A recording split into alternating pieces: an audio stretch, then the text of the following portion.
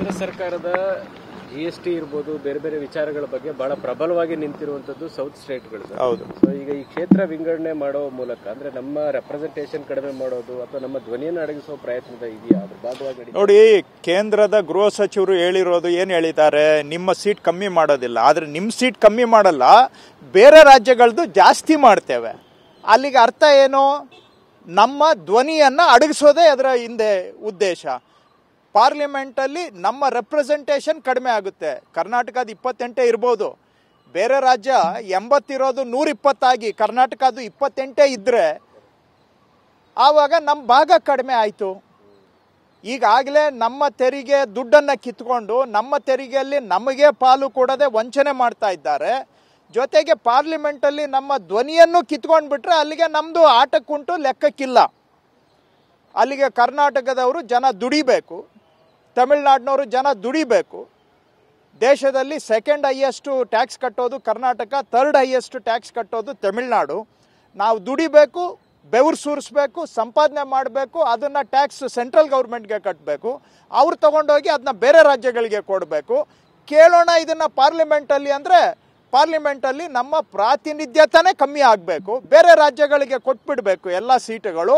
ಅಲ್ಲಿ ಗೆದ್ಕೊಂಡು ಬಂದು majority rule ಮಾಡಿ ನಮ್ಮಗಳನ್ನು ಧ್ವನಿಯನ್ನು ಅಡಗಿಸುವಂತಹದ್ದು ಇವತ್ತು ಹೋಮ್ ಮಿನಿಸ್ಟರ್ ಸ್ಟೇಟ್ಮೆಂಟಿಂದ ಸ್ಪಷ್ಟವಾಗಿದೆ. ಏನು ಅನುಮಾನ ಉಳಿದಿಲ್ಲ. ಅವ್ರು ನಿಮ್ಮ ಸೀಟ್ ಕಮ್ಮಿ ಮಾಡಲ್ಲ ಅಂತ ಹೇಳಿದ್ದಾರೆ, ಬೇರೆ ರಾಜ್ಯಗಳು ಜಾಸ್ತಿ ಮಾಡಲ್ಲ ಅಂತ ಹೇಳಿದ್ರ? ಕರ್ನಾಟಕದ 28 ಇರುತ್ತೆ, ತಮಿಳ್ನಾಡು 39 ಇರುತ್ತೆ, 54 ಇರೋರ್ದು 80 ಆಗುತ್ತೆ, 80 ಇರೋರ್ದು 120 ಆಗುತ್ತೆ ಬೇರೆ ರಾಜ್ಯಗಳದ್ದು. ಆವಾಗ ನಮ್ಮದು ಏನು ಅಲ್ಲಿ ಪಾತ್ರ? ಸುಮ್ಮನೆ ಹೋಗ್ಬೇಕು, ಅಟೆಂಡೆನ್ಸ್ ಆಗಬೇಕು, ಕಾಫಿ ಟೀ ಕುಡಿಬೇಕು, ಬರಬೇಕು. ಯಾಕಂದರೆ ನಮಗನ್ನ ಅವ್ರದ್ದೇ ಮೆಜಾರಿಟಿ ಆಗೋದ್ರೆ ನಮ್ಮದು ಏನು ನಡೀತದಲ್ಲಿ? ಈಗ ಟ್ಯಾಕ್ಸ್ ಕಿತ್ಕೊಂಡಾಯ್ತು, ನಾಳೆ ಪಾರ್ಲಿಮೆಂಟಲ್ಲಿ ನಮ್ಮ ಹಕ್ಕು, ನಮ್ಮ ಧ್ವನಿಯನ್ನು ಕಿತ್ಕೊಂಡು ಇದು ಒಕ್ಕೂಟ ವ್ಯವಸ್ಥೆಯನ್ನು ನಿರ್ನಾಮ ಮಾಡುವಂಥ ದಿಕ್ಕಿನಲ್ಲಿ ಏನು ಕೇಂದ್ರ ಸರ್ಕಾರದವರು ಹೆಜ್ಜೆ ಇಡ್ತಾ ಇದ್ದಾರೆ ಅದನ್ನು ನಾವಂತೂ ವಿರೋಧ ಮಾಡ್ತೇವೆ. ಕನ್ನಡಿಗರು ಎದ್ದೇಳಬೇಕು, ಜಾಗೃತರಾಗಬೇಕು. ಇಲ್ಲ ಅಂತ ಹೇಳಿದರೆ ಕನ್ನಡಿಗರ ಕೆಲಸ ಬರೀ ದುಡಿಯೋದು, ಬೆವರು ಸುರಿಸೋದು, ಟ್ಯಾಕ್ಸ್ ಕಟ್ಟೋದು, ಬೇರೆ ರಾಜ್ಯಗಳನ್ನು ಕಾಪಾಡೋದು ಇಷ್ಟೇ ಆಗುತ್ತೆ. ಬಿಟ್ಟರೆ ನಮ್ಮ ರಾಜ್ಯದ ಹಕ್ಕು, ಧ್ವನಿ ಕಸಿದುಕೊಳ್ಳೋದಕ್ಕೆ ನಾವು ಹೋರಾಟ ಮಾಡ್ತೇವೆ. ಆದರೆ ಕನ್ನಡಿಗರು ಕೂಡ ಜಾಗೃತರಾಗಲಿಲ್ಲ, ಇದ್ರ ವಿರುದ್ಧ ಧ್ವನಿ ಎತ್ತಲಿಲ್ಲ ಅಂತ ಹೇಳಿದ್ರೆ ನಾಳೆ ಭವಿಷ್ಯದಲ್ಲಿ ನಾವು ಸೇರಿ, ಜನನೂ ಸೇರಿ ನಮ್ಮ ಭವಿಷ್ಯಕ್ಕೆ ನಾವೇ ಕಲ್ಲು ಹಾಕಿದಾಗ ಆಗುತ್ತೆ.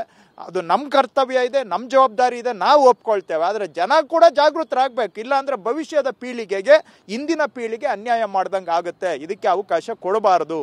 ಇದಕ್ಕೆ ಲೀಗಲಿ ಏನಾದರೂ ಅವಕಾಶಗಳಿದೆಯಾ ಫೈಟ್ ಮಾಡಲಿಕ್ಕೆ? ನೋಡಿ, ಮಾಡೋ ಈಗ ಲೀಗಲಿ ಇದೆಯೋ ಇಲ್ವೋ, ನಮ್ಮ ಹಕ್ಕು ಕತ್ಕೋ. ಈಗ ಕಾನೂನು ಮುಖಾಂತರ ನಮ್ಮ ಹಕ್ಕನ್ನು ಕಿತ್ಕೊಂಡು ಬಿಟ್ರೆ ಬಿಟ್ಬಿಡ್ಬೇಕಾ? ಅನೇಕ ಹೋರಾಟಗಾರರು ಹೇಳ್ತಾರಲ್ಲ, ಕಾನೂನಂತೆ ಕಾನೂನು, ಇವ್ರ ಅಪ್ಪನ ಕಾನೂನು ಅಂತ. ಯಾಕೆ? ನಿಮ್ಗೆ ಇಷ್ಟ ಬ್ರಿಟಿಷರು ಏನೇನೋ ಕಾನೂನು ಮಾಡಿ ನಮ್ಮ ಹಕ್ಕುಗಳನ್ನು ಕಿಸ್ಕೊಂಡ್ರು. ಹಾಗಾದರೆ ಕಾನೂನು ಮಾಡಿಬಿಟ್ಟು ಹಕ್ಕು ಕಸ್ಕೊಳ್ಬೋದು. ಹಾಗಾದರೆ ಪ್ರಜಾಪ್ರಭುತ್ವ ವ್ಯವಸ್ಥೆಯಲ್ಲಿ, ಒಕ್ಕೂಟ ವ್ಯವಸ್ಥೆಯಲ್ಲಿ ನಾವು ಅಣ್ತಮ್ಮಂದ್ರು, ಎಲ್ಲರ ಭಾವನೆನ, ಎಲ್ಲರ ಹಿತವನ್ನು ಕಾಪಾಡಬೇಕು.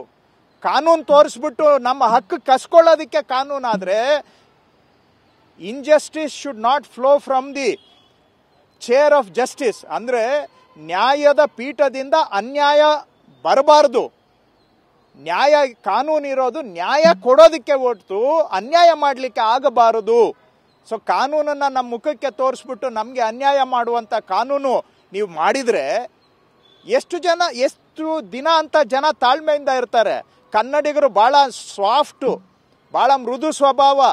ಏನು ನಮ್ಮ ತಲೆ ಮೇಲೆ ಹಾಕಿದ್ರು ನಾವು ಯಾವತ್ತೂ ಎದ್ದೇಳೋದಿಲ್ಲ. ಆದರೆ ಬೇರೆ ಜನಗಳು ಹಂಗೆ ಇದ್ದಾರೆ ಅಂತ ತಿಳ್ಕೊಳ್ಬೇಡಿ.